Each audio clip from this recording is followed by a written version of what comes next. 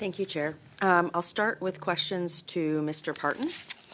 Mr. Parton, in early September of this year, you were cited in a news article where you gave a quote that said, "You bring TFWs in for 50% wage and outbid employers who have been supporting apprenticeships, investing in Canadians to train the next generation of construction workers. You lose out on the bid because you're not competitive anymore." So this committee often hears testimony that we need to sustain the high levels of immigration that Canada has seen over the last several years. But I find that incongruent with data that shows that we have a serious youth jobs crisis. Can you expand on the statement that you made and talk about why it is important to scrap the TFW program and perhaps why it's more important to be training Canadian youth and looking at productivity measures within and incenting productivity measures within industry rather than relying on immigration to address some of these gaps? Well, it is, yeah, absolutely. So when I said, $10.44, that's ERSD's model or wage that they think an iron worker's worth. Certainly in our union, it's upwards of probably it's in the 50%, 45 to 50% higher wage bracket. I would talk about in the last 12 months the work that my local's done, specifically in attracting young Canadians, young ladies, and young fellas to come in what we called boot camp, where they'd spend 2 to 3 weeks, kind of a pre-apprentice type, earn while you learn. Of that, we ran 140 young ladies through and young men through. 102 are still with us. It was an 80% retention rate. All of those young people have out to work for $30 an hour as a starting wage, and they all entered into the apprenticeship. And when we talk about temporary foreign workers, I think the median wage for them was in ironworking was $30 to $31 an hour. Well, why would I, as a young person, start out at the 30? If that was the top wage I'm going to get as a journey person after taking all this training, why would I even enter the trade when I could, go to Tim Hortons and make $18, interject $19? just for time?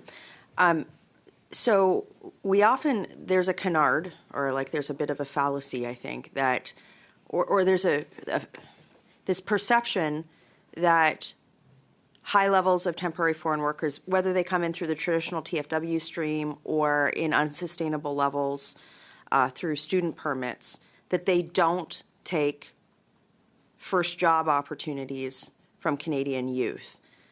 Do you think do you think that statement is true, or has what you've seen in your union, does it actually show the opposite, that it actually in fact does take opportunities from Canadian youth? It does. It cuts the legs out from underneath the apprenticeship system as well. In 4 to 5 years ago, 80% of all the TFW ironworkers came to BC. It was statistically impossible that somehow British Columbia was living in the Goldilocks zone. It became a business model of low wages. And when you're paying low wages, say in Burnaby, the city of Burnaby, if you Google it right now and say, well, what do I need to afford rent in the city of Burnaby? It's about $42 an hour.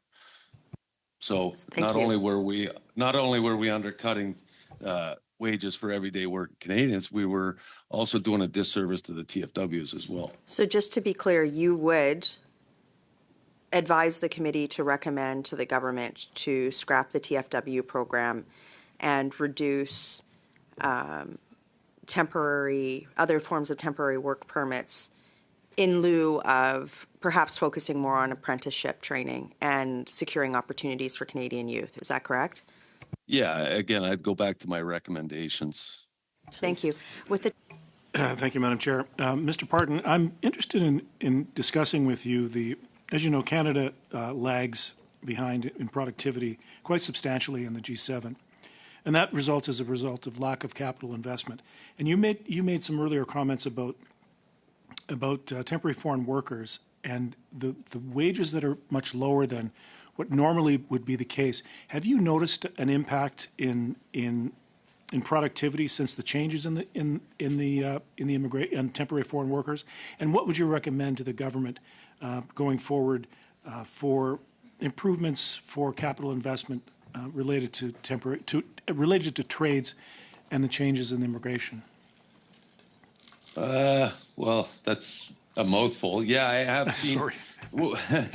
We have seen a lack of productivity. It's specifically in the field of ironwork, and we see it in the rebar sector, specifically in the residential commercial, where you have your $1 million condos that are being built downtown Vancouver and Burnaby and throughout the Lower Mainland here.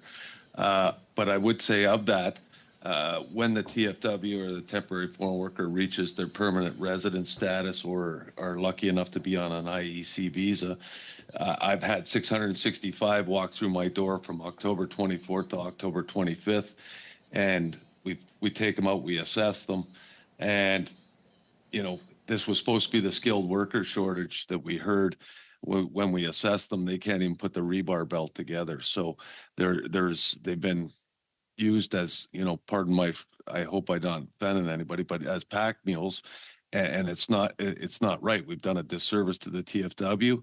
We've undercut Canadian wages, and now I'm left with a decision whether to keep the permanent resident and upskill them, or should I be invested in Canadians, right? So we're kind of in this endless circle. This problem's not going to be solved overnight.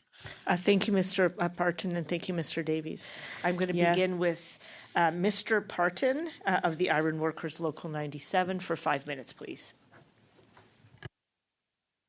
Thank you, Madam Chair, and members of the committee. My name is Doug Parton, and I am the business manager of the Ironworkers Local 97, representing more than 2,400 members across British Columbia. Our members build bridges, towers, dams. Mr. Parton, just if you could pause for a second. You have put something in front of your camera. There you go. That's okay. We prefer to see you. Sorry. Make sure that you're not an AI-generated voice. Thank you. With a face like this? Anyways, please continue. We had stopped your time, so you can continue now, please. All right. So we build LNG sites, public transit, and industrial projects to keep our country and our province powered and moving. Ironworkers take great pride in our craft. We invest heavily in apprenticeship, skills development, and safety. Every person in our craft knows that they're part of something bigger, building communities and building Canada. Our role is to supply labor. That is why this issue matters so much. The temporary foreign worker program, construction stream, was meant to be a last resort when no local labor was available for critical infrastructure. But in British Columbia, and particularly in our trade, it has been used far too often and not as intended. We are seeing employers use the program as a business model for cheaper, untrained labor, not as a measure of last resort. They are claiming shortages that don't exist and using temporary foreign workers to drive down wages and bypass Canadian tradespersons, excuse me, who are ready and able to work. Tradespeople whom invested in their training and their skills development.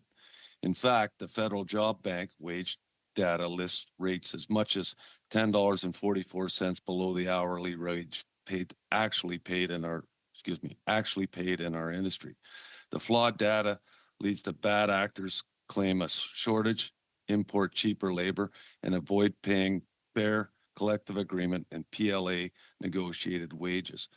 Multi-employer agreements freely negotiated represent an accurate market perception, or they would not be agreed to. This wage suppression isn't just about fairness, it's about the ability to make a living. When federal wage benchmarks undervalue construction work by $10 or more per hour, and it does not consider benefits packages, it only drives down the market. It also leaves workers unable to afford housing, food, transportation in the very communities they help build. The government has defined prevailing wages related to being eligible for investment tax credits, and this is one of our recommendations. The number of TFWs brought in under the construction stream is disproportionately high despite strong local workforce and record union training investments. This does not just hurt our members, it weakens apprenticeship recruitment, undermines career pathways for young Canadians, and creates unsafe conditions for workers unfamiliar with Canadian standards and job site expectations. Safety is not negotiable in our trade. Ironworking is dangerous, technical, and demands rigorous training. When the system allows unverified labor to enter work sites through loopholes, it puts everybody at risk. We cannot compromise safety for cost. Our recommendations are require union and local building trades consultation before approving any trade-related LMIA so that we can confirm whether local workers are available. If there is an available supply, the employer should not be granted an LMIA.